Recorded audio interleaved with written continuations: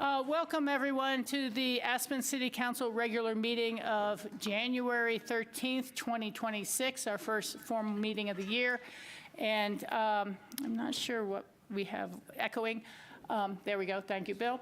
And thank you for your patience. We had a little problem getting our Zoom up for the beginning of this meeting.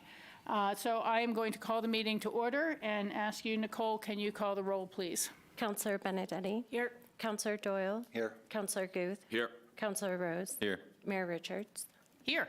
Thank you very much. We have no scheduled appearances today, so we will go directly into citizen comments and petitions. We ask you to come up, identify yourself for the record, and please keep your comments to about 3 minutes. Who would like to address council this evening? Come on up, Francis, and we'll come over to you, sir.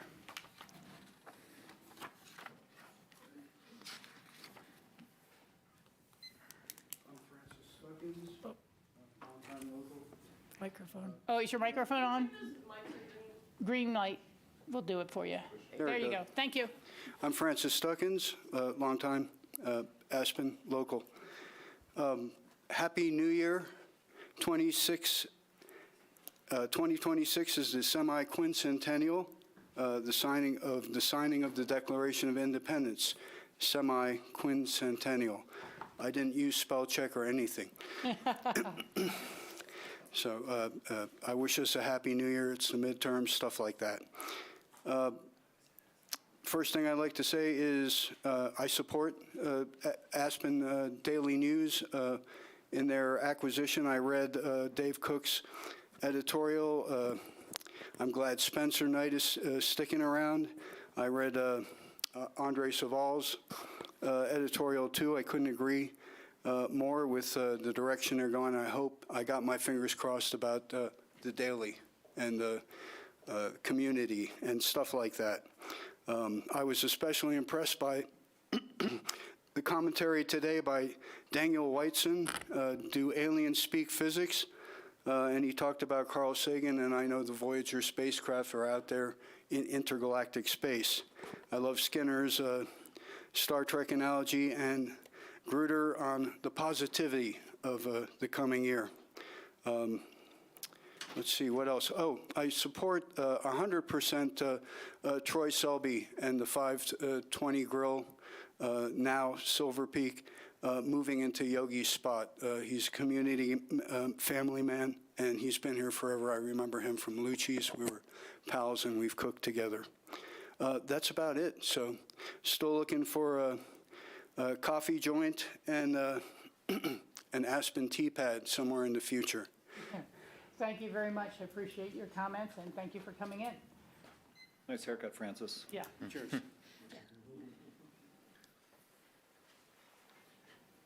Thank you, sir.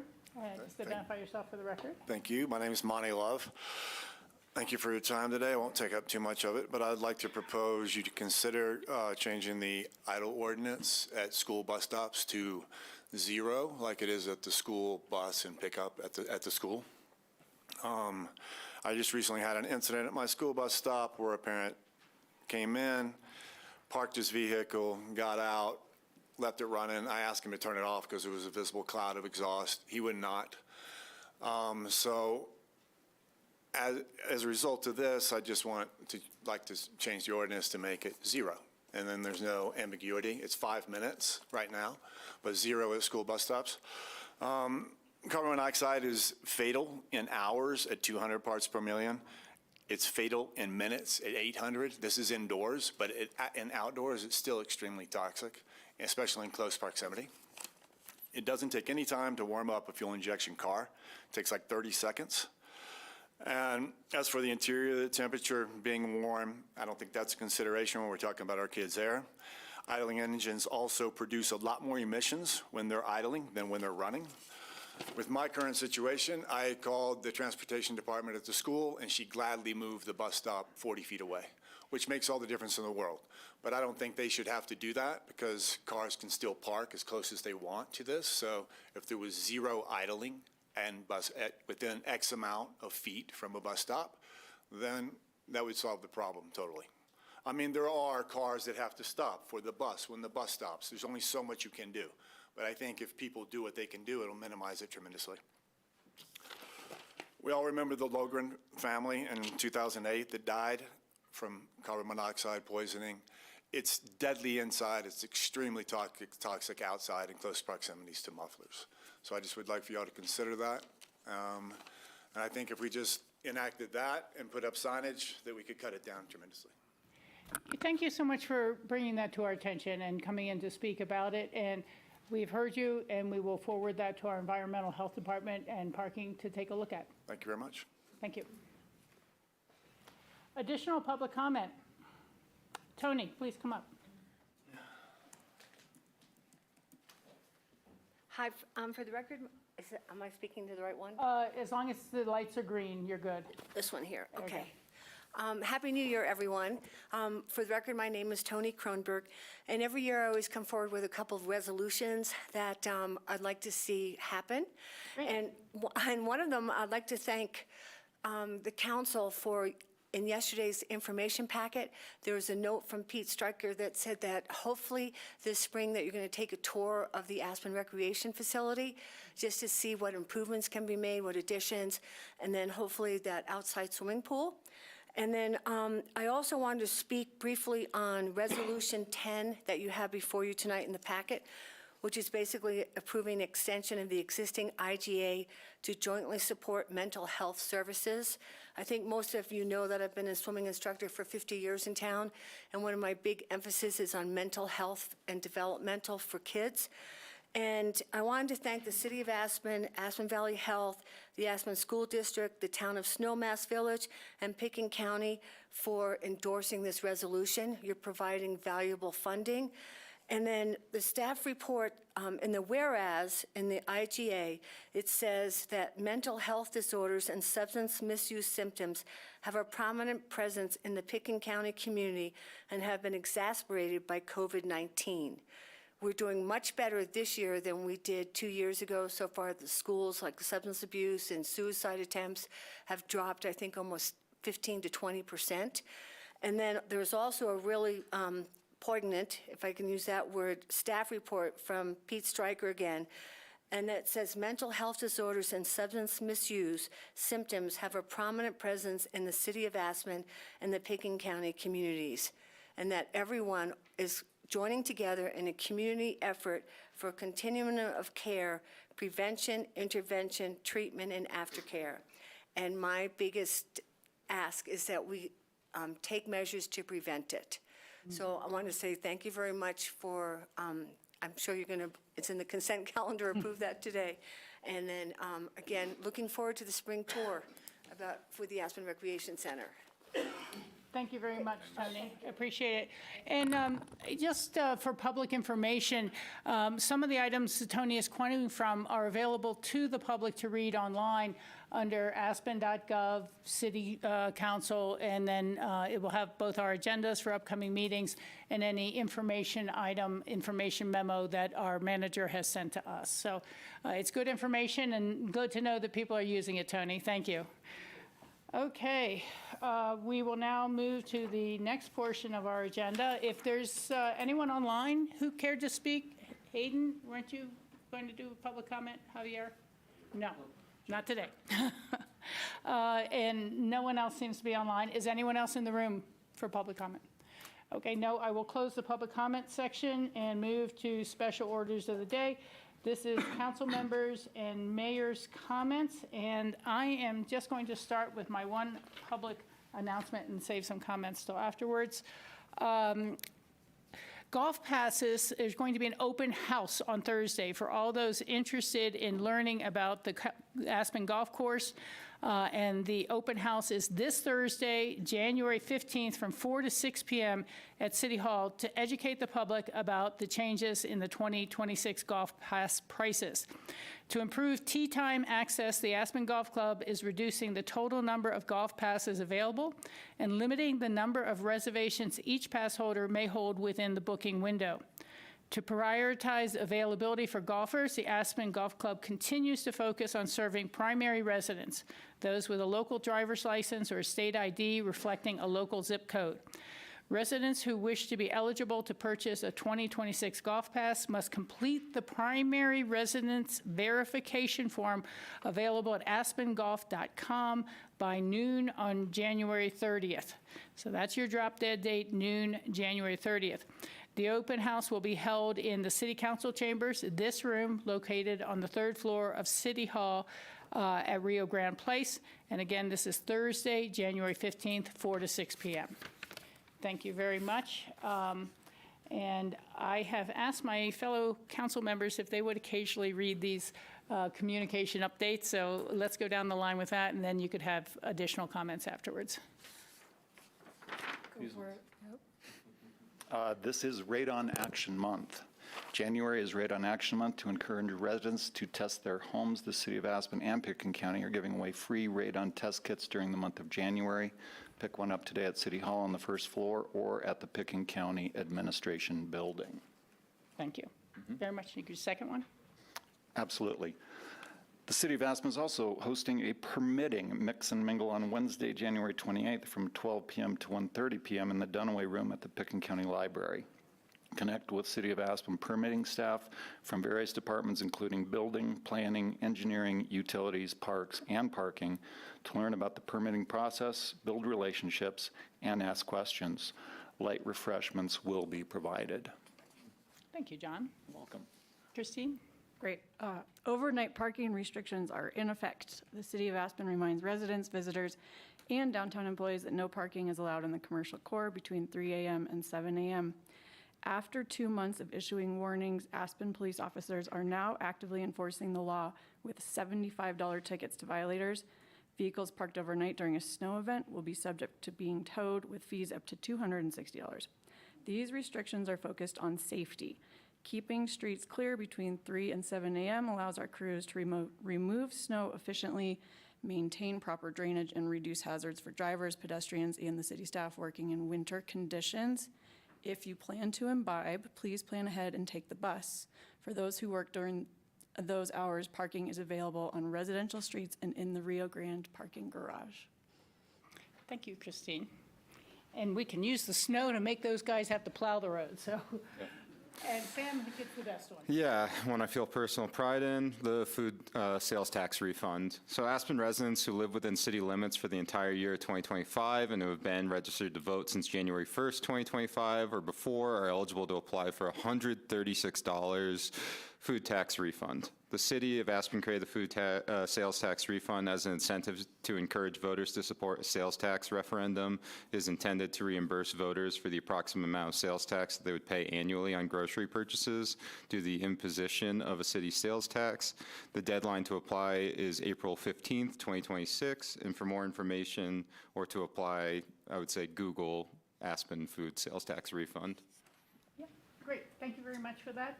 And we will now move on to council member comments. Bill, do you have anything to add this evening? Thank you. One thing I wanted to add to your announcement, Rachel, about the golf passes was reminding the public that there is a golf board that's appointed, right, not elected, appointed board, citizen board, that has made recommendations and reviewed all of these fee changes in great detail with the city staff. We as council are not sort of getting into the detail of making these adjustments and decisions. We've received recommendations from that board, which I think represents a broad spectrum of the golfing community in Aspen and the Roaring Fork Valley, and we respect their advice on this, on these upcoming changes. I know that they don't work for everybody, and that's sort of unfortunately the nature of the beast, but they have been informed by very passionate and involved members of the golf community. Yeah, thank you for saying that, Bill. And just to even elaborate a little bit, at first reading, we held off on passing the fee ordinance so that the golf committee could have a second meeting and review those recommendations after hearing the citizen concerns, and they did still come back with a solid set of the same recommendations to us. So it is really being carefully considered, and it's not a perfect world, unfortunately. Thanks. Secondly, I meant to say this last night at our work session, but on the info-only memo about the rec facilities master plan update, There was no reference to a concept that I introduced that I think others gave some interest in, which was the field house.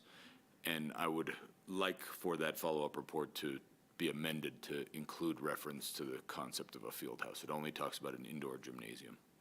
Yeah. There was a kind of mention about working with the school district and what they need, but I agree with you. It's not as elaborate as it needed to be. Is that doable, Pete? Yeah. Thank you so much. And then lastly, I, amongst many others, are frustrated with the lack of rapid progress on improving traffic flow on Highway 82. And one thing I would like to see if we have support to ask staff to prepare a brief on, and Rachel, I know that you are not supportive of this, but I also don't think that it's ever been detailed in writing so that we could understand what the ramifications are of this, which would be opening up the bus lanes in the Down Valley direction to HOV traffic for limited hours during the day. I would like to know exactly what it would take to do that. Okay. And I would like to see if I have support from others on this board to get a brief prepared by staff to investigate, Yeah. take to do that. I think staff has really pretty fully investigated that based on the record of decision and the reevaluation and trying to move that forward. I actually forwarded 3 separate emails to the Transportation Coalition last week to take a look at. With the research that's come forward from multiple angles, I can outline 3 different things. One, some of it's things I've been accurate on, but the bus lanes were built with half-penny EOTC mass transit dollars. Those funds would need to be repaid if it becomes a general traffic lane.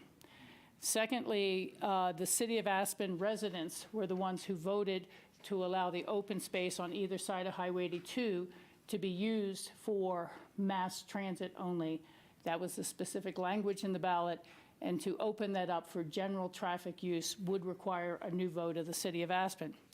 And finally, and perhaps most importantly, Bill, is that VI.D has been doing its research and its legal background work, and apparently, which I was not fully aware of, when the bus rapid transit grants came through from the federal government, which built all the bus stops, the additional equipment, everything like that, the feds and CDOT were not willing to give the money to VI.D or to this valley unless they were sure that the bus lanes would remain bus lanes. And so they entered into a 30-year contract with VI.D to control the management of the bus lanes. So without VI.D choosing as a board to do that to their advantage of the service of the buses, we don't have the power. Sheriff Buglione doesn't have the power. No one has the power. And other than, at this point, the VI.D board, and how might that relate to the demands of the record of decision, that's where I don't know.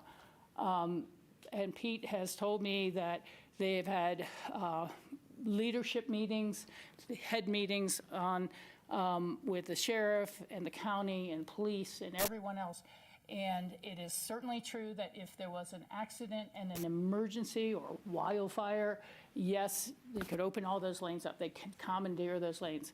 But what is daily congestion, everyday congestion, does not constitute an emergency for those purposes. So we could do a more thorough, complete memo, and we should, to outline these issues, but they are part of the larger issue. And, you know, we did get the VI.D report. I've asked they to send it to all of us individually, not just the VI.D packet, on the fare free experiment, and what were the results from that, and other ways to try to mitigate traffic issues. But we lost 2 years studying a 3-lane bridge, and we're trying to catch up with that now with all the growth in both business opportunities and housing and commuting workforce. So we're all dealing with a volume of traffic that isn't going to go away quickly or easily. Okay, really appreciate all that information. I would like it in an official memo. Sure. I think it's important. I was not suggesting that we can unilaterally make this decision. I understand, I understood prior to what you say, and I understand more now, that it will have to be collaborative and multidimensional, and I'm okay with that. And I would just like us all to have the same information on what it might take, and that's not just limited to the city players that would be involved here, but also the community, broader city council players, I should say, the broader community, the RAFTA board, et cetera, understand, a coordinated, thorough, thoughtful memo of what it would take to do those things.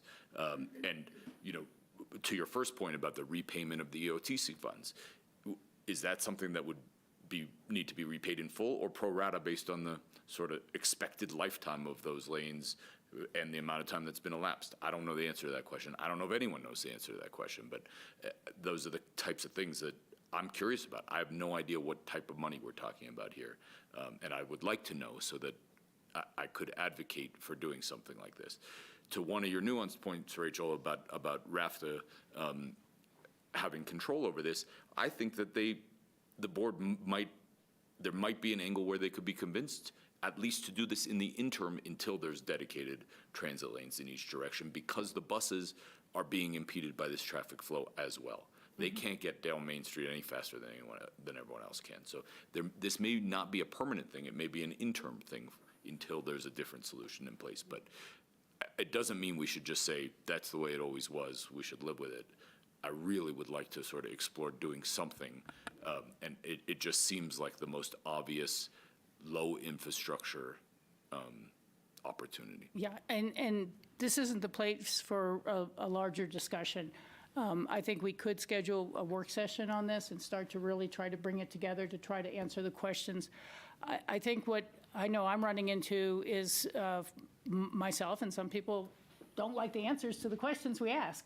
And those are kind of the reality that we're in, and that's hard for me to deal with as well. But I'm open to doing that. I think RAFTA has expressed some very serious concerns about their ability to get in and out of traffic for bus stops to let people off, and that if the lane is filled with HOV or other vehicles, they're not going to be able to get back in, and they're going to see a decrease in ridership because of the service demands going down, and a reduction in the travel times, the slower travel times, more buses, more service. So they're seeing certain things, aspects that we don't see from this side of the table. And but I fully agree with you, a larger work session, a memo, and think through I'd love what to some start of the with memo so that possibilities are. we understand what the process would be first. So do I have support on doing that from others? On a work session of some sort? It's some, yeah, Thanks. that's great. Thank you. That's it for me. Thank you so much. Okay, very good. And again, thanks for everyone's patience. This is just how our meetings go. Sam? Yeah, follow-up request. I sent the council a potential request for Aspen Ideas passes. I think they're very valuable, and I was always surprised that council members weren't able to go more easily because of the education and the opportunity that is really unique to Aspen, hence Aspen Ideas. And I would just like to gauge interest among council members if you would like to share a pass together. I talked to each of you individually. For transparency, we're talking June 25th to the 28th and 28th to the 1st, both Festival 1 and 2 passes. It's a total of $9,000. It would come out of the council contingency fund. From at least my experience, has not been utilized the way it probably could be or should be. So if there is interest there, I'm talking about just this year, we'll see how it goes. I don't plan on being contentious about trying to share dates with anyone. But I know it'd be probably a tremendous value to us as municipal leaders to be able to attend such a thing. So I'll ask now, but if people don't feel like answering now, I understand.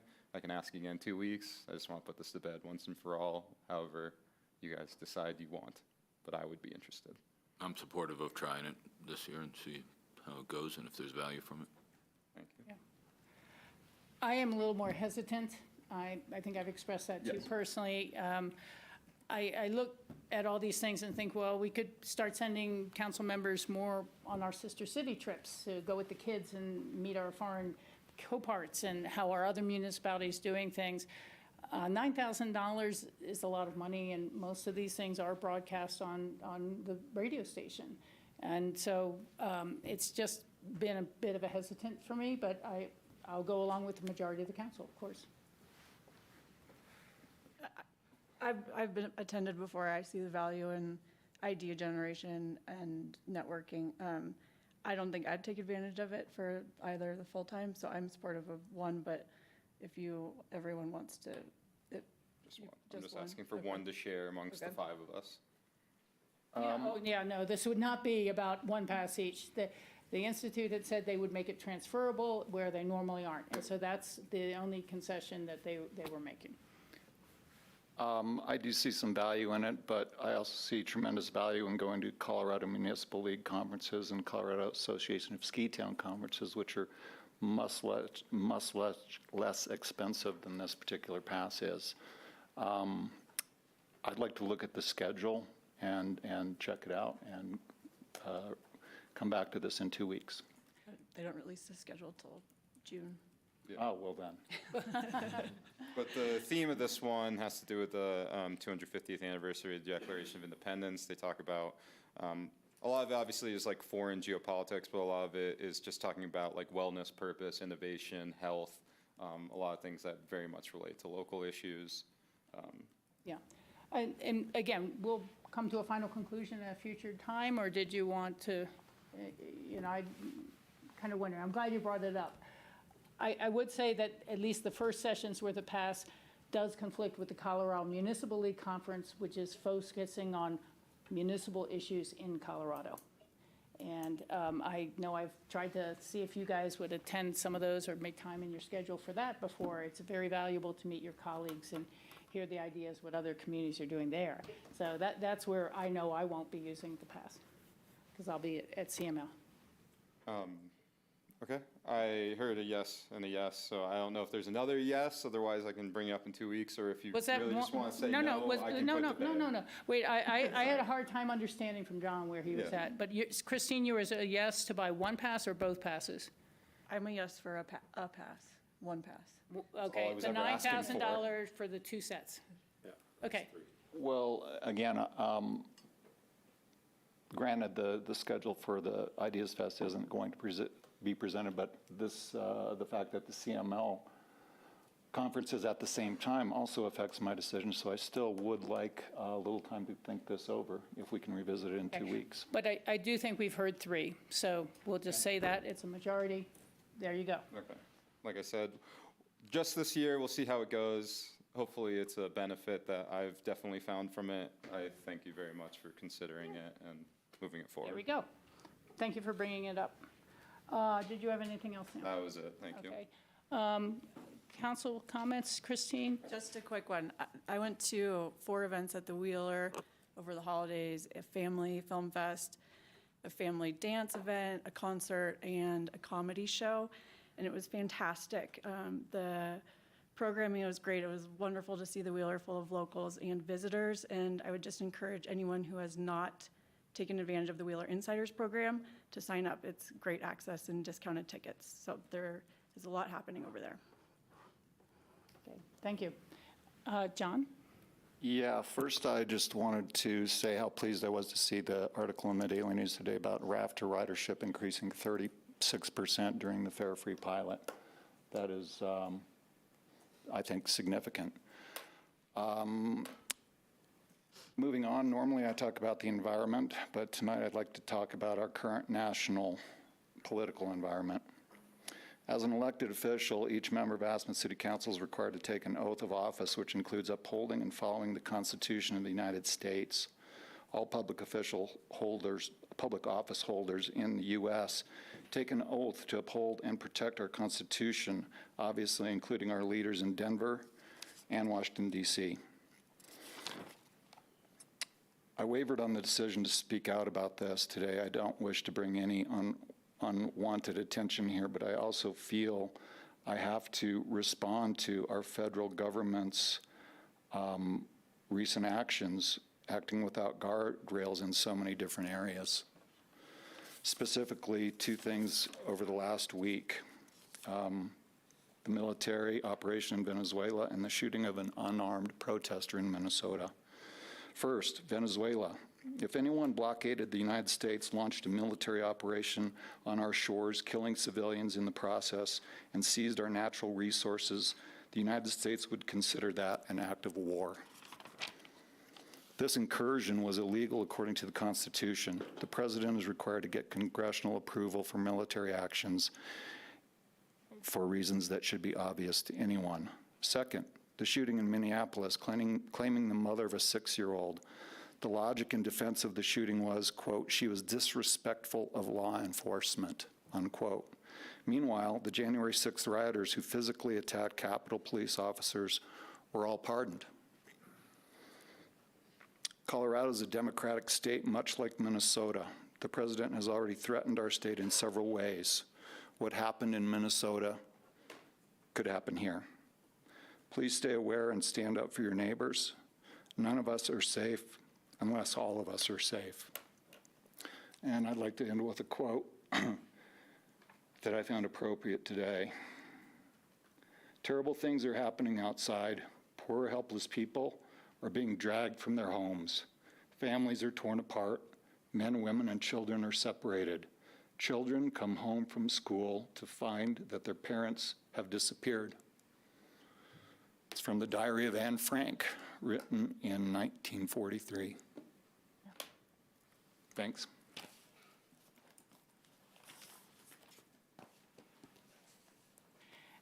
Thank you for that, John. That's a difficult thing to bring up, but I would simply add that as a mayor, I look at all my constituents, I look at all my workers, and the people who come up and commute throughout this valley, and people I know who are just living in daily fear of what if my green card is pulled? I bought a mobile home in Glenwood Springs 10 years ago.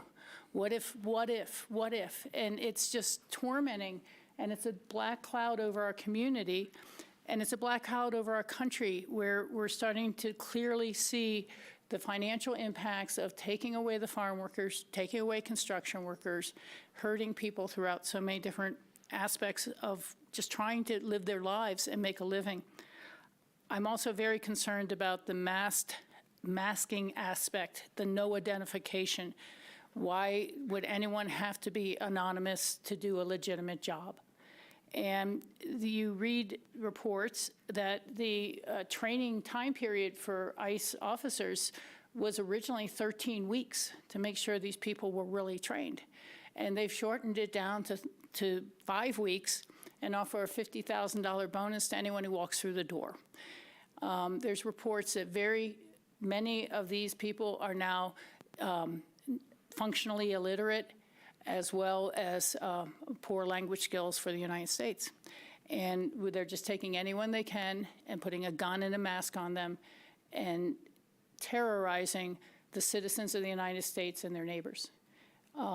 This is really a dangerous and unfortunate time for our country.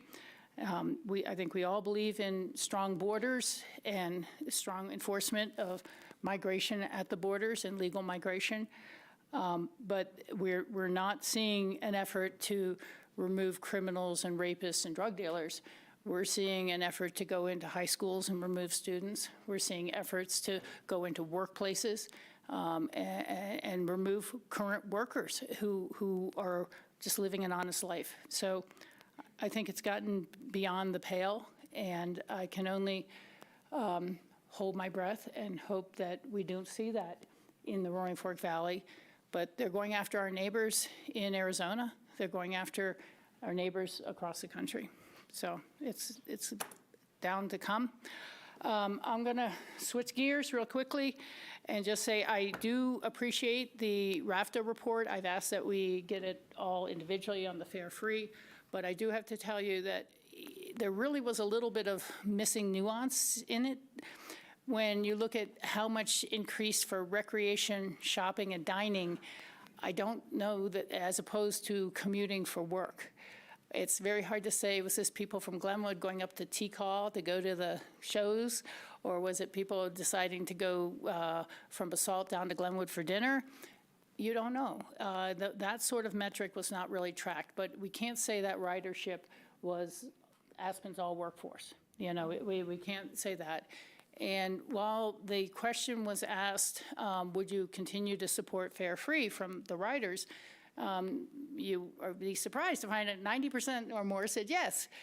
But they did not ask, would you rather have fare free or increased service times and seats instead of standing room only, which is really more important to you. They did not ask, would your community be willing to support higher property taxes or sales taxes in order to pay for fare-free services? So there's kind of a lot of information that we didn't get. On the other hand, the RAFTA was able to get a much better gauge of how many more drivers, buses, and revenues and park and ride locations they might need if they saw this sort of increase really come to pass for the full length of the service. So that is very interesting. I do wish there was a little more pure detail in it, but the staff at RAFTA and the RAFTA board felt they're not going to pursue asking Aspen, Picken County, EOTC for $10 million to do a fare-free experiment for the next year. It's really just not in the cards that way. But free, it's a dynamic of you have 90% of your riders here. Do you spend more money capturing some more and improving their services and keeping them on board, or do you spend the equivalent money that would have come from fares to try to capture another 5 or 10% who might be commuting all the way to Aspen? We just don't know. It's a really large system. So those will be my full comments for tonight. And again, we're at least before 6 o'clock. It's been an hour getting going between the technicals and everything else. I apologize for that. We would now move on to city managers, if there's any agenda amendments or city manager comments. No, I think we're all set. I want to keep you moving. Thank you. And I feel like I've effectively covered my board report from RAFTA talking about the fare free. But they also had a really great end-of-year wrap-up, which I've asked that they bring to you, and we'll have a chance to take a look at that. Any other board reports? Yeah. Nordic Council from last month, make him look up. Jim Pratt presented master plan for clubhouse area and development. There might be a lower level Nordic store so you can ski right out. Jim asked Nordic Council to ask the Nordic community to see what clubhouse improvements they would want, like should they scrap the entire building or improve on what they have. We'll have another meeting before this, but the survey is set to go out the third week of January. Questions that need to be answered, like would we need a larger holding pond if we were to do snowbanking at the golf course, but I think for the sake of this conversation, getting that survey out and it being responded to in depth will be huge towards making it more Nordic oriented and just having a more improved clubhouse out there at the golf course municipal area. Very good. Thank you, Sam. Anything, Bill? No? I missed the RAFTA board meeting, unfortunately, but I did read all the reports, and I was encouraged by the data that I did see. I was disappointed to see staff recommending against expanding fare free. I thought the data lent itself to using that and experimenting with it further. But I'll be involved with that on the RAFTA board moving forward. Yeah. Thanks. Thank you. You know, I wanted to add there's a potential ballot initiative right now. It's getting its title set, unfortunately, at the state, being driven by the Colorado Contractors Association, which would take all state transit money and put it into roads only. And they don't want to be supporting the bus tang anymore or the large capital replacement grants that often come to the bus services. And even the money that RAFTA was planning on seeing budgeted this summer, which will be vehicle replacement and increased service in the Mid-Valley to eliminate the standing room only problems, all that might go away come November. And we're going to see a very large multi-million-dollar push to say we only need roads in rural Colorado, not mass transit. So there's a lot of challenges up there for money for this stuff. John? Yes, I had a Sister Cities meeting last Thursday. We just had 5 kids come back from Shimukapu, 5 Aspen middle school kids, and they shared their experiences with calligraphy, Japanese cuisine, shopping, Kagira, which is Japanese interactive theater, life on a sheep farm, including sheep shearing and turning wool into yarn, golfing, a trampoline park, and bicycle tours. Let's see, the Saturday market, Sister Cities only has 3 dates this summer. Let's see, 6 Aspen kids are leaving for Garmisch tomorrow for their exchange. Aspen Queenstown High School exchanges in June, but the Queenstown kids will be coming here this month. Don't forget that next September 24th is the first Sister City, Aspen Sister City Garmisch is their 60th celebration at Pepke Auditorium. And also tomorrow night at the Potbelly Perspectives at ACES, our own Austin Weiss's wife, Rebecca, is giving a presentation on her birding exchange in Bariloche this previous fall. Tomorrow night at ACES. Thanks. Thank you, John. Christine, any board reports? No board reports. No, okay. Thank you. And again, I will grant that that was my RAFTA update, and we'll take a look at other things going forward. We will move on to the consent calendar. We have a very lengthy consent calendar, so while we didn't have meetings for a while, I think our staff was really working pretty hard. Let's see, we have resolution number 001, series of 2026, designating the public place for posting notices for public meetings. Resolution 002, series of 2026, the core professional services contract resolution. That would be professional services going forward with Building IQ. Resolution number 003, series of 2026, fleet replacement for a 150 all-wheel drive motor grader. So we'll keep our streets in shape. Resolution 004, series of 2025, is that a misprint there? Or should we say 26? Okay, affirming the appointment of Tyler Sexton as our finance director, since our finance director is now our manager. And resolution number 5, series of 2026, City of Aspen Regional, State, and Federal Policy Agenda.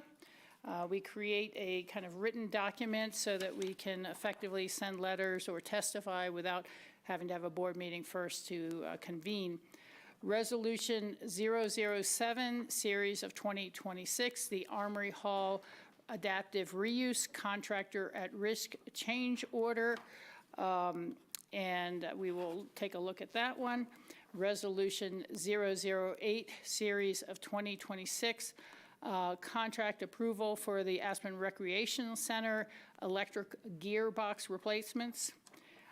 Resolution 009, series of 2026, the Aspen Ice Garden Cooling Tower and Ice Plant renovation, rejuvenation. We then have Resolution 10, extension of the intergovernmental agreement for mental health services. That is what Tony had referred to earlier. We also have Resolution number 11 and number 12, the WTAF water treatment facility improvements early work package contracts. Let's not make that one an acronym anymore, okay? Water treatment facility. And thank you. And then Resolution 14, the contract renewal with Invoice Cloud, Inc. That's a company we work with for our billing services, and the draft minutes of the December 16th meeting. Are there any items that people would like to pull from the consent calendar so they can vote on individually? I'd just like to make 2 brief comments. Okay. I believe I need to pull something. Let me double check with the attorney. If I wanted to add something to the City of Aspen Regional State Policy Agenda, I would need to pull it to suggest it for, okay. I believe you would, Yeah, simply that's because what I I think thought. it takes two votes, one to amend and one to pass as amended. Okay. If that makes sense. Okay. Great. So I will personally pull Resolution 05, the City of Aspen Regional, State, and Federal Policy Agenda. A couple items I'd like to discuss to add to. And then I know I had mentioned to Pete, we're looking at Resolution 007, an interest of yours, Bill, that if we are going to have to do a different foundation on the Armory building, can they add some height to the basement building? So that's something I've checked into as well, because we both have been concerned about that. And that's it for me. Is there anything anybody else needs to pull? Okay. I would accept a motion to approve the consent calendar minus Resolution 005 to be discussed separately. So moved. So it's all the rest of them. Second. Okay. Very good. We have a motion and a second. Can I just make a couple comments Yeah, oh, yeah, before we please, vote? please. Yeah, I'm not everyone going can. Everyone can. So there we go. to interrupt the vote. Just two quick things. One, or three things. Yes, Rachel, on the Armory Hall Foundation, I appreciate looking at some increased height. Thank you for bringing that up. Number two, on the arc electrical gear, thank you to staff for finding a way to phase that so we didn't have to have an extended shutdown of the entire facility. I think the community will seriously appreciate that. And lastly, not news to anyone here, I am not supportive of the core contract because I am not supportive of the Building IQ program. Nothing personal with core. They've been asked to administer and help with that program for us. I just don't like that program. Okay. Thanks. Thank you, Bill. Appreciate that. Any other council member comments on the motion? Okay. Nicole, will you call the roll, please? Counselor Benedetti? Yes. Counselor Doyle? Yes. Counselor Guth? Yes. Counselor Rose? Yes. Mayor Richards? Yes, thank you. On resolution number 5, the City of Aspen Regional, State, and Federal Policy Agenda, this is something that does evolve, that we do improve over time. If you'd like to come forward, Tara, thank you so much. And thank you to all the staff who stayed waiting for us to pass your stuff. We really appreciate that. And the work you put into bringing them to us. It has occurred to me that, different issues come up over time which we may not have thought we needed to address or to have a position on. And I just, thinking about this new ballot question to take money away from transit and mobility options, I'm wondering if we should add a bullet point under transportation that the City of Aspen supports all current transportation funding remaining available for transit. I don't have exact wording, but I know so many people who take RAFTA down to Glenwood and take Mustang down to Denver to catch an airport plane or a doctor visit.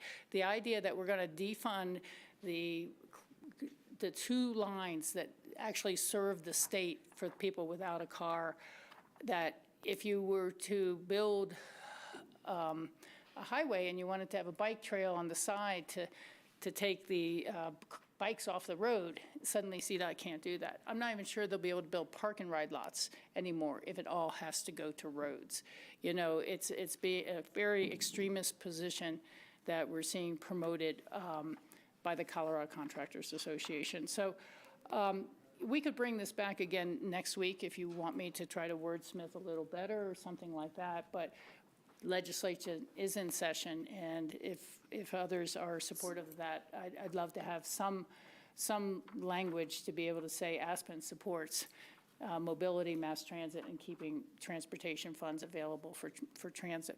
I think that'd be super helpful for Friday's meeting Yeah. with CMO. Yeah. Would that be acceptable for you guys? I'd love to see the specific wording. I'm generally supportive of your sentiment personally, but I want to make sure it leaves room for flexibility. If there's a trade-off that seems reasonable, Yeah. or something specific, I want to leave the door open to supporting that trade-off. If it's decided, I don't want fully to say there's absolutely no room to Yeah. give up any sort of transit Well, funding. let me take a half a minute. In Colorado, all your gasoline tax by state constitution must go to roads only. The only transportation dollars that were created in the state budget have come from very, very small things, and it's a very, very small part. One of those was a real new innovation with Shoshana Liu, who was the new director of CDOT under Polis, who, instead of saying, oh, it has to be a gas tax, and therefore vote across the whole state that will cost $12 million by both sides, let's do a fee. Let's do a road use fee on Ubers and deliveries and these people who make their money from the roads, using the roads. And I believe, I could be wrong, but I think that raises about $800,000 a year now. So we finally had some new money beyond gas tax coming in. And that money would all be now pushed over to roads only. So there also was a small amount of money created through a very small tax or percentage of the oil and gas fees currently the state collects going. That was where RAFTA got its grant for the summer from, and that would go away. So they're saying it would defund the efforts for bringing rail up to the Steamboat Hayden area, and anything that's not just for cars. And so, Again, I'm personally generally supportive of it. I would just like maybe to see the amended version it's and still approve it at our next. under title setting right now. They have two different versions. The amended wording in the That we would like to agenda, suggest. as opposed to amending it on the fly tonight. Okay. That'd be my preference. And I think we could wait till the next meeting for that unless there's some reason. I think there's a reason. We do have a policy meeting on Friday with CML, and so I don't know what bills we'll be seeing come up then. But I can appreciate your concerns. Tara? Tara Nelson, City Attorney's Office. Thank you, Mayor Richards and council members. The legislation opens tomorrow. There is a CML meeting on Friday. What you're referencing, I believe, is The ballot initiative. 124 or 125. That initiative could be put in two different bills. It could be language that would be combined, but at this point in time, if you look at what you have in, I think it's page 18 of the proposed agenda, that's where we discuss transportation. And then if you were to look at what the proposed two bills are in that language versus what we're saying. Already. I don't think it's like really that far removed. Is there an avenue where you want to be a little more fine-tooth combed with that? Yes, we can take that language, fine-tune that, so then you wouldn't have to then come back and try to respond to what's potentially being proposed. Yeah, So no, the timing of that can be brought back. a little further. Yeah, Okay. If you want to further align it into what you're going to be seeing down the pipeline, although we're just starting, so yes, you can.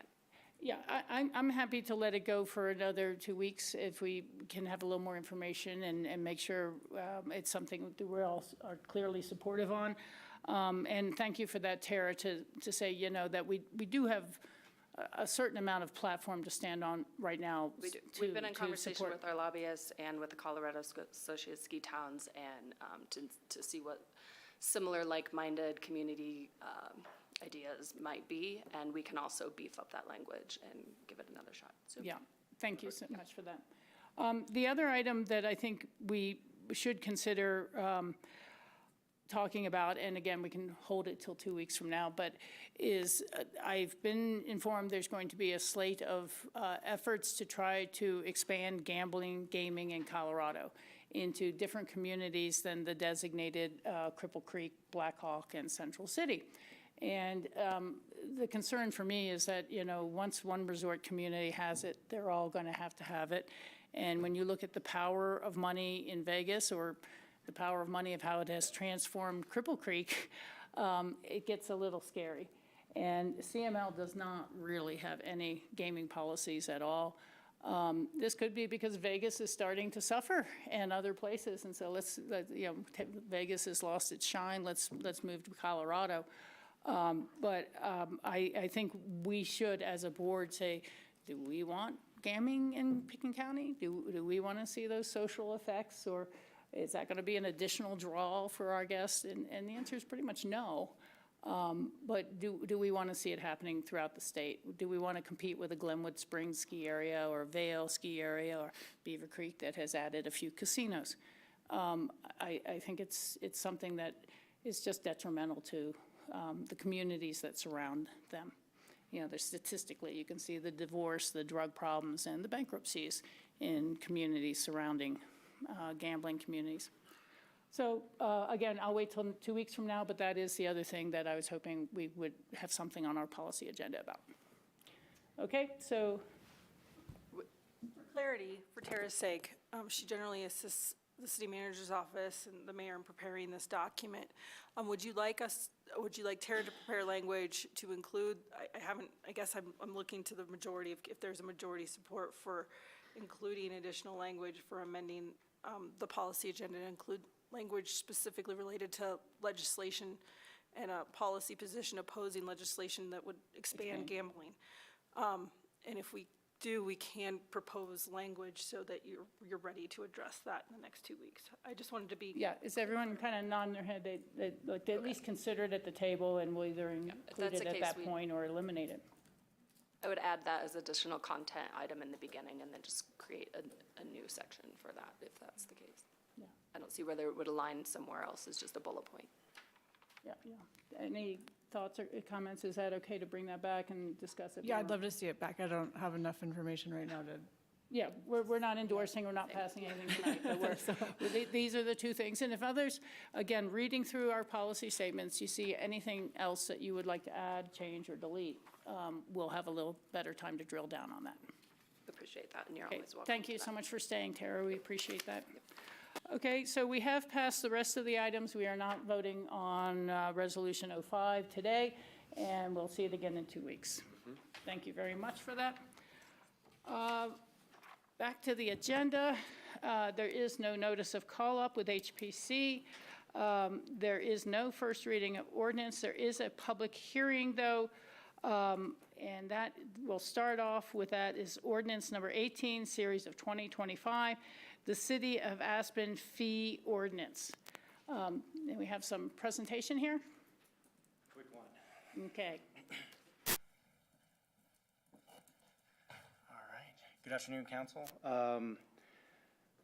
For the record, Tyler Sexton, Finance Director. It's kind of a weird- Congratulations! Said interim for a second. So I'm just going to quickly go over the second reading for the 2026 fee ordinance.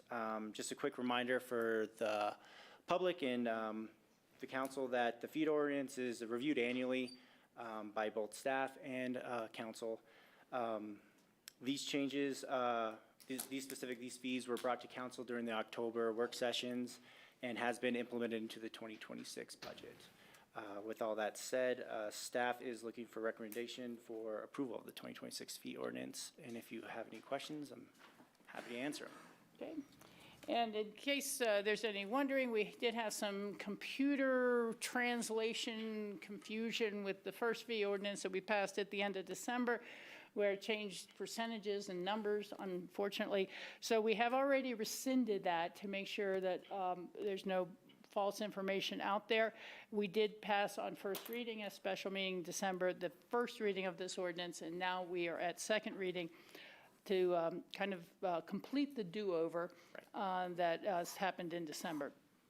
So we will open the public hearing and see if there are any members of the public here to speak to ordinance number 18. Tony, please come up and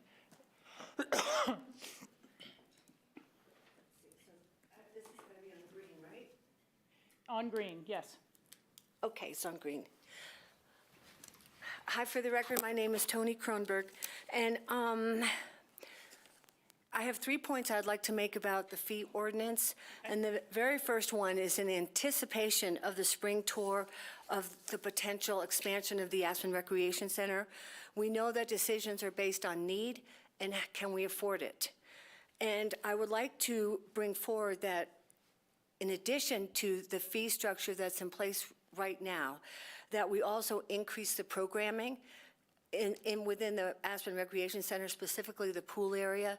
That's never been discussed. I had a conversation with Desiree Whitehead, who's the manager. The last time that was discussed was when Corey Vanderbilt was the manager of the Aspen Recreation Center. And then, as you know, one of the line items in the ordinance says that we can rent out single lanes in the lap pool. That brings in extra revenue. We have a beautiful warm water pool that sits dead for a good portion of the day. And I would like to recommend that we can rent out the lazy river. We have a lot of seniors that go in that walk against it, physical therapy people. We also have a little rectangular area in front of the slide. I do believe that's probably similar to with the golf committee, that has to be vetted through the Aspen Advisory Committee, but their next meeting is not until March. So I just wanted to bring that forward to you, that I'll be bringing that to them and bringing it back, and I think we can probably amend ordinances to include something like that. Then the next thing is that one of the things that I wanted to piggyback on the mental health resolution that you approved earlier tonight is the verification for the primary residency by zip code. And over the years, the very first year that the rec center was built, the residency was Aspen residents and local residents. Then in 2008, it went into Aspen School District and the City of Aspen zip codes. 2009, we went into full-time resident of Picken County.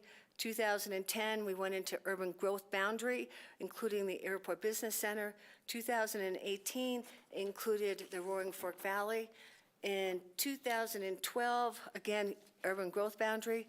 Then in January 2022, it was decided that locals would only be eligible for a discounted pass if they lived within the city of Aspen and had a zip code of 81611.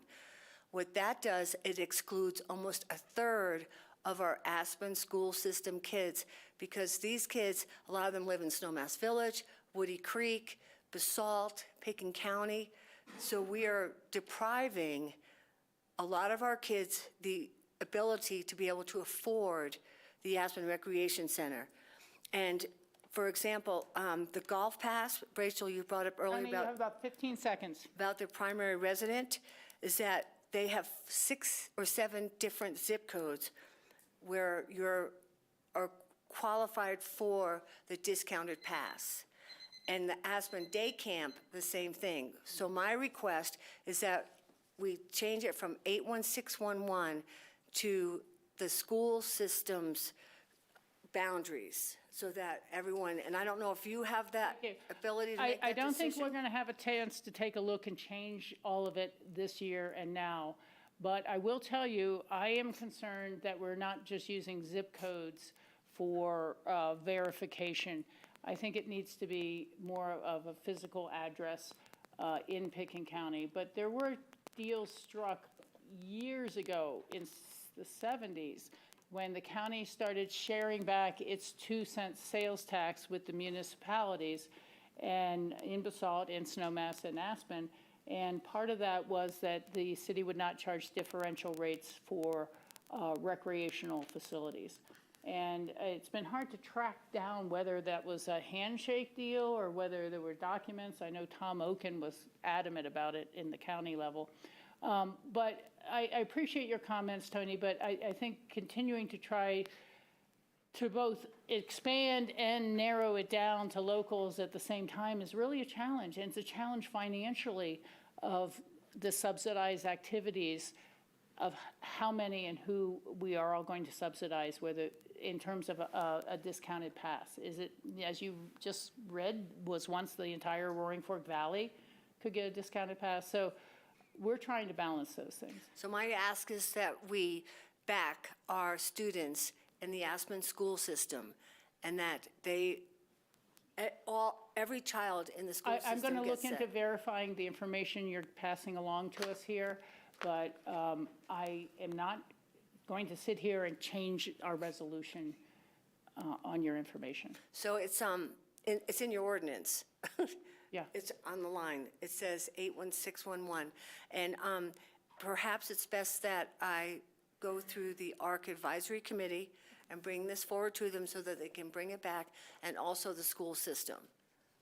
Sure, it'd be great if the school would help us subsidize the passes for the children, because we're giving them $9 million a year now. That's a great idea. Yeah, We can ask them to do that. there. Okay, thank you Thank so you. much. Thank you. Are there additional public comments on ordinance number 18? Anyone in the room? Is there anyone on the phone who wants to talk to us? That was not, is it iPhone? Is that not for comment? Okay, their hand's not raised. All right, I will close the public hearing on that and bring it back to the council table. Is there a motion to approve ordinance 18, series of 2025? So moved. Do we have to read it first or no? It's a No. public hearing, This- not a no. reading of ordinance. Got it, thanks. I'll second. Okay, very good. No, thanks. I always like the double checking. Believe you me. Only because I don't want to do this over again. Yeah. Okay. And so it's been moved and seconded. Nicole, will you call the roll, please? Counselor Benedetti? Yes. Counselor Doyle? Yes. Counselor Guth? Yes. Counselor Rose? Yes. Mayor Richards? Yes, thank you. We will now move on to our action items, and the very first thing is Resolution 006, Series of 2026, the Growth Management Quota System Allotment Carry Forward. Ben, our Community ComDev Director, and staff are going to present this for the board and the community. Thank you for being here. Good afternoon or evening, Mayor Richards, City Council. I've got a slide deck for this first item.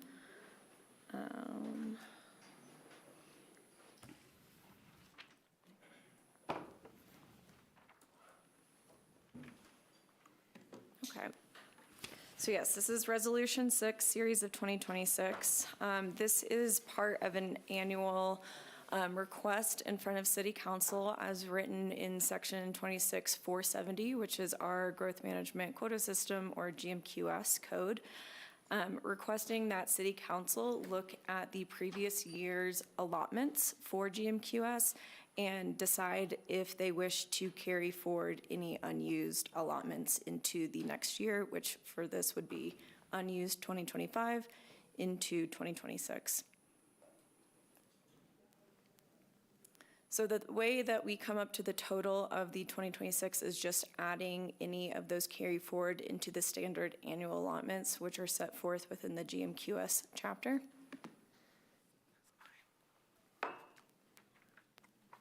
And these are the numbers that are currently within GMQS. And these numbers have been set within Title 26 as long as our land use code update adoptions have been on our G drive, which is at least 2011. And these numbers are based on the building potential of the city, looking at a 2% growth rate over the course of 15 years. So these have been pretty standardized, at least for the last 15 to 20 years. So we have commercial annual allotment is measured in net leasable square feet. Lodging is based on lodging pillows, which it's 2 per bedroom for lodges. We have our single family and duplex demolition allotments, the long-time local demolition allotments. We also track residential affordable housing and essential public facility square footage, although that there is no cap.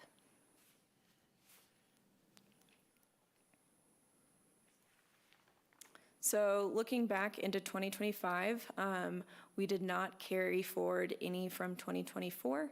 Therefore, the total available from last year was what was set in GMQS.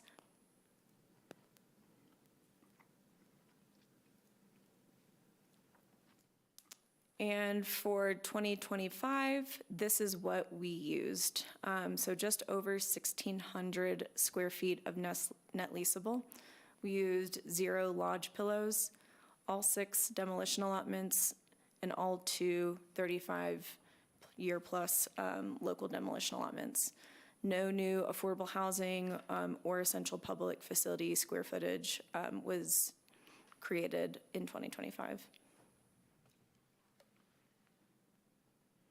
This is just a breakdown of where those went.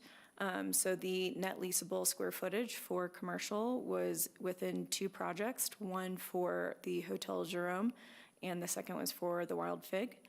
And all of the 8 demolition allotments were through the appeal process. This is the attachment A in your packet for this. This is just a snapshot. We try to track them throughout the year so we know where they're going and what the resolution number or the ordinance number is. So again, just a further snapshot of where those allotments went in 2025.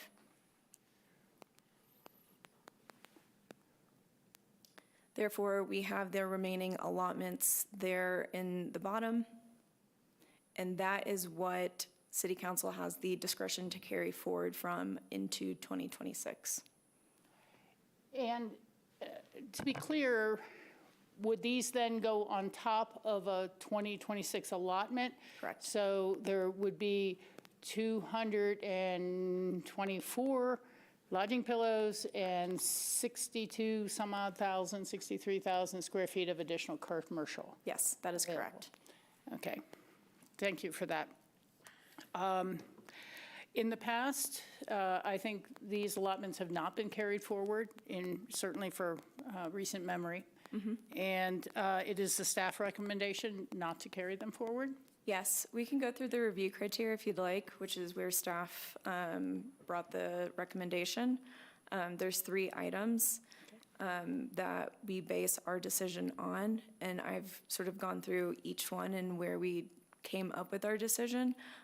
Most of it is looking at what the rate of development is over the sort of ability to take on that development. Staff finds that the allotments for each year are sufficient for the current rate of development and what we see coming in through building permits. So this was another exhibit within the memo. So we look at it over a course of 5 years. That's one of the criteria. And you can see outside of demolition allotments, we're well below, really 8% and below the total allotments over percentage utilized. The second criteria is looking. Can you go back there for 1 second? I was trying to absorb the chart. Yep. What year would all the Lift 1A have shown up? 10 years ago, I believe. Was that, no, but the public vote, though, was? Well, so Lift 1 Lodge's allotments were granted in 2011, 2012. Okay, I don't know. From their original PD approvals. Okay.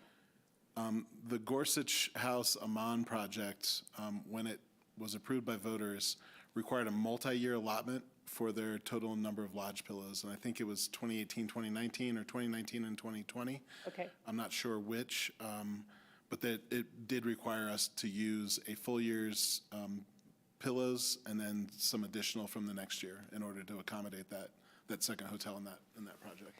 Yeah, I just think it'd be handy to kind of keep in mind all that's in the pipeline when in the future we're looking at whether we should roll over the allotment or eliminate the allotment or things like this, because we have things in the pipeline that we haven't even begun to see the construction impacts for, or to see the impacts absorbed into the community. Yeah, and I think that like the second criteria touches on that and sort of the ability to sort of absorb whatever infrastructure is coming in, sort of like the scale and the character of the development. And two, I think it's important to remember when somebody's coming up for an entitlement, there is the opportunity through the GMQS chapter to do a future year allotment. So that is, we don't necessarily have to carry them forward, but people can always reach like by right, yes, into the future. I mean, it's a city council request, but it's a by right request within GMQS. Thank you. Yeah, and then the third criteria, sort of speaking to that, right, is that within our 505 permits from last year, again, we haven't seen outside of the demolition allotments anything going beyond that 8% growth cap or 8% allotment within the cap. So that 2% cap overall has not been met. Again, since I've known the code. Hasn't been bumped up against yet? Yeah. And again, there's certain components like the lodge requests in previous years that have, again, gone into future year allotments, but I don't think that we have rolled anything into the future. We rolled 2 allotments that were unused from the long-time local demolition request in 2024. And then we rolled over lodging, unused lodging pillows in 2014. So those are the 2 previous years that we've done that. Thank you. Thank you for that. Council, I don't want to roll anything forward, is my position. I think we just let it go like they have in the years past. But it really has raised questions for me, and I think others have talked about it around the edges a little bit, about when do we update the Aspen Area Community Plan? And not that I want to throw more work on Ben and Ben's office and you, but, you know, I don't like having a plan that says, hey, we need 44 more pillows a year. Please, some developer design something and bring it to us. And that's what we're saying. I mean, the door is open to say, you know, 44 more this year, next year, the year after that, the year after that. I don't think that's really in line with what the community wants anymore. If anything, you hear talk a lot about, you know, can we reach a steady state of some sort where we're not always dependent on a lot of new growth? And do we have the workforce for any much more new growth and our own capacities? I mean, look at the money we're needing to spend to upgrade our water facilities at this point, our electric facilities, and to eventually build a reservoir so we have more than a 1.5 day supply of water in drought conditions. You know, so it's only from an Aspen area community upplate and the community itself understanding the new challenges that we can start to develop a new direction for future boards. And that is something that is done jointly with the county. It's an Aspen area community plan. It's not something that would be immediate, and it's something that we need to take a look at, though. But this seemed to be the right time to bring it up. And frankly, I'd love to start looking with more modern tools, using AI as a basis for an Aspen area community plan. And, you know, I know there's a lot of tools out there. We're not really that familiar with all of them. And it's a changing dynamic world. But considering I've been through community plan updates before, and they can take years and multiple meetings and groups and back and forth and negotiating. And it just seems like maybe there's a better way to get all the information on the same platform that we can say, well, what if we did this and what if we did that, and try to look at modeling of some of these things rather than citizen groups arguing among themselves, which has been more of the pattern. I think that's a very good point. I think, you know, this system that we have, many of the processes that are associated with it have been around since the late 1970s. The basic conception of the allotment has been around since the late 1970s. I think staff, when we go through this exercise on a yearly basis, and we're using just a small fraction of the allotments available, you know, is this a process we need to go through? So I do think that fundamental changes to this system that have really defined this community for a long time, the dynamics are different. We've had conversations about what growth means, and that means different things to different people. And I think making changes to the system requires a community conversation about what growth means and what kinds of things we want to see in our collective future. And so I'm not at all surprised by your connection with those two concepts, because I think for staff, we see this as a bit of an artifact from our past, when these things were competed over, on an annual basis in a robust way. It really hasn't been the case outside of the demolition allotment program.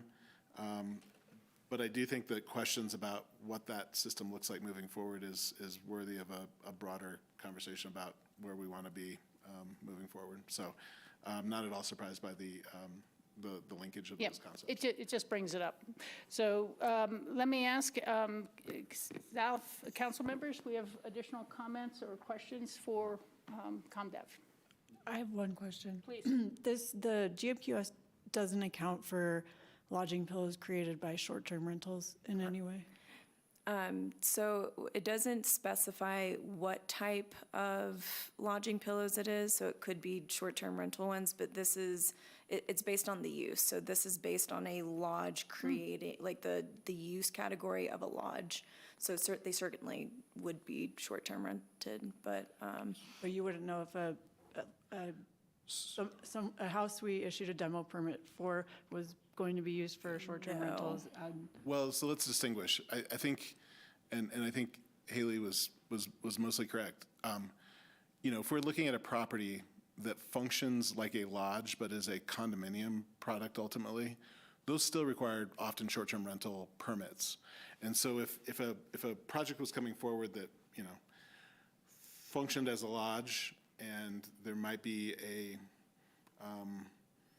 condominium component associated with it, those things, the short-term rental would show up as a lodge allotment, but a short-term rental that's happening in a single-family house in the West End would not be part of the lodge allotment system. Those are fundamentally distinct concepts.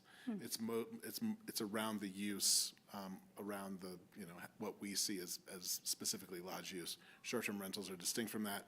There is a Venn diagram where some of those properties intersect. Yeah.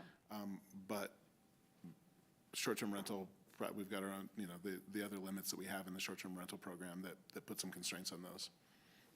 That's an excellent question. Thanks. Well, we know that some houses are operating as mini lodges without accounting for this in the GMQS. So Yeah. I think revisiting that through the Aspen Area Community Plan and update is certainly part of that. Yeah, and just context for that too, 2 years ago, the state passed a state bill that preempted us from being able to do growth allocations and allotments for residential. So we used to count how many new residential units were being created as well, but that was preempted at the state level. So something like an STR in a residential property wouldn't be even able to be allocated for growth. Now, this, 1 second, Bill, but this really also points out, it's an excellent question, how archaic the system is, that we have a whole new type of lodging in our community, actively in our community, that we're not really measuring or haven't measured. And, if we take the 44 pillows a year and go back 10 years, that would have been 440 units, or pillows, or bedrooms. And we probably accomplished that through new STR use of what were primarily residential units, So it's kind of interesting that we think we haven't grown 44 pillows a year, but we probably have. And so again, I think it brings us back to the idea that we need to take a new look through a new lens for our whole community, to look through that lens and say, where do we want to end up at 2040? Bill? I'm fine with carrying forward none of the GMQS allotments. I am very hesitant to support an update to the Aspen Area Community Plan because I think ComDev has so much on its plate. Yeah, I know, I'm not asking for it right away. A lot of development processes, planning processes, building permitting work that needs to be done that I feel is far more important for our community to improve upon than updating the Aspen Area Community Plan. I would be open to a conversation about surgically sort of improving upon this old system and that alone, and not opening up for all this broad soul searching. It's a good way to put it. Just not interested in that at all. I think that there's far more important work to be done than that. And I think that, we are representative of the Aspen community, and we are here to make decisions on behalf of our constituencies. And a lot of that sort of feedback and sentiment is built into what we're doing here. So I don't know that we need to create this separate document that is open to the whole community to be involved with. That's why we're here. Okay. So yeah, fine with this, fine with engaging in a specific conversation about GMQS in the future, not interested in Aspen Area Community Plan update. Thanks. Okay, thank you. Well, let's continue to move on then, perhaps, and see if there's a motion to approve Resolution 006 with the staff recommendation that we do not carry forward any unused allotments from this year. So moved. Second. Okay, it's been moved and seconded. Thank you very much for your presentation, and Nicole, will you call the roll, please? Counselor Benedetti? Yes. Counselor Doyle? Yes. Counselor Guth? Yes. Counselor Rose? Yes. Mayor Richards? Yes, thank you very much. We will now move on to our last action item, which is Resolution Number 13, Series of 2026, 1005 Waters Avenue Demolition Allotment. And who's It's going to me be? again. You again? Well, good. I I'm don't know glad we if didn't I'd- keep you here just for allotments. So Marcus Hanlon of Kim Raymond Architects is going to do a quick presentation. And for the record, Haley Hart, I don't know if I did that previously. And this is for 1005 Waters Ave. And just let me know, I can do this for you. So. Okay. Marcus Hanlon, architect, Kim Raymond Architecture and Interiors. I'm here to talk about the demolition request for 1005 Waters Avenue as an appeal because the allotments have been exhausted for 2025 and I understand 2026 as well. Correct. So we're asking for a 2027 demolition allotment. The existing home on Waters has some problems with it meeting zoning. A lot of the home is built beyond the setback lines, which we do not understand why, but that's how it is. The home is built on a steep site and the home does not conform to the RDS, the Residential Design Standard. So the owners have asked for a new home to be designed for the property where the home would then become a modern Aspen home, multi-level, utilizing square footage and becoming a duplex. And it's zoned for duplexes there? It's zoned for duplex, correct. So in the color rendition on the plan here, you see the setback line in the inner red rectangle. The property line is the outer rectangle. And just from the roof plan, you can see there's a lot of overlap. The home is built on a steep site. We had our surveyor go out, verify steep conditions. We think this might be part of the acuity of the home where it's rotated on the property. It does not meet RDS by relating to the street well. And then we went through the demolition calculations and over 25% of the home is strictly within the setback construction. When we calculate this, the owner wants a lower level and wants a upper level. It's a single-story residence currently. Taking the roof off brings us up to 80%.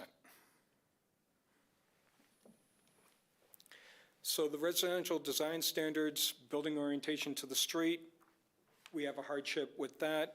Access to garage, we're not on an alleyway, so we have to consider that. Entry connection, the front walks do not go straight to the porches or to the home's entry. The fenestration, we have some strange window configurations, which brings us to non-orthogonal windows. Those are just the RDS compliances that the existing home doesn't fall under. So our ask is for demolition where we can conform to zoning, conform to the residential design standards, conform to the residential demolition and redevelopment standards, which is the recycling of product in the home and so forth. Obviously through building code, fire hardening, energy efficiency, and we want to meet the homeowner's wants and desires to have a modern home in Aspen. So we've included some of our renderings for what we've proposed, where it's in scale with the other homes going up in the neighborhood. Obviously conforming to zoning, conforming to RDS, conforming to the RSD, or RDSD. No. Residential demolition. Demolition, yeah, the RDSD. Yes. A lot of acronyms. Yes. And we just took the trees out so you could see the home. We're proposing stone and wood siding as our primary features, and just going around.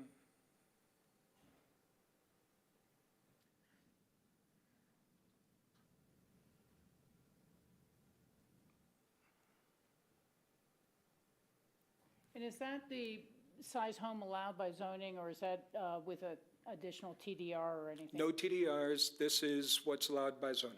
Okay, thank you. You're welcome. That's what I thought. I just wanted to, on the record. Obviously. Our homeowner is present. He's been a longtime resident of Aspen. He's been involved in the Valley and Aspen for over 33 years. We are 2 years from meeting the long-term local, but when we get under construction, he would qualify for that, but we hope to be in construction before he needs to qualify. And what is the staff recommendation? So the staff recommendation, if you want me to, I can go through my slide deck if you'd like.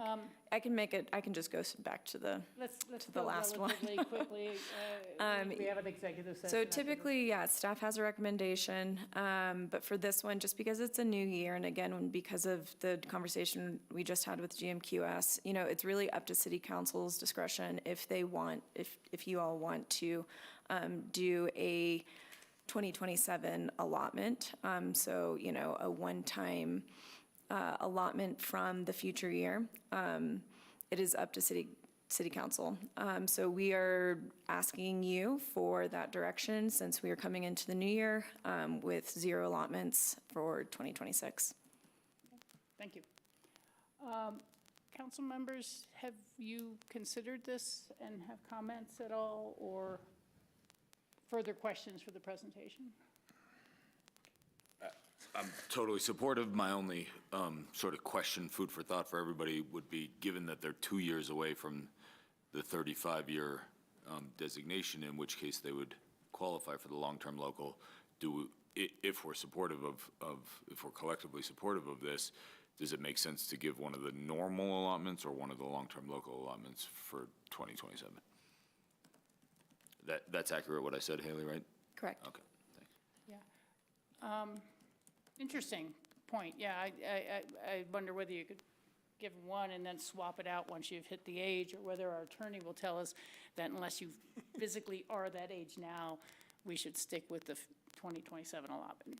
I think you have discretion to do it in this case because it is an appeal pursuant to our code. Like the procedural posture is coming to you as an appeal, and the code gives you very broad discretion to deal with these how you see fit. So I do think you could take from the 2027 local allotments if your finding is that they would qualify for that in 2027. I mean, that to me is defensible and supportable. We could also add, have the 2 long-term locals of 26 been used yet? They have. So we could add a third 26 long-term local. Yeah. One. I guess that's another sort of That is variation of also, an option. yep, that is also an option. Well, what do people think? I would go with the 2027 local allotment, but what do others think? That affects us. I would stick with the 2027 because it is because we've used all the 2026. And it doesn't really make sense for us to add something to a year that's already, Gone. yeah. I understand the constraints here and the fact that it's non-conforming and impeding on setbacks. I would support, I don't even see why it has to be a local. I mean, I understand Just a the law. 2027 allotment. Well, I would support giving them an allotment, whether it's for a local or just a regular one. Doesn't matter to me. I'll go with the regular one. Go ahead. Yeah, I support the regular allotment just so that we preserve 2 long-term local allotments for 2027 as well. Yeah. Yeah.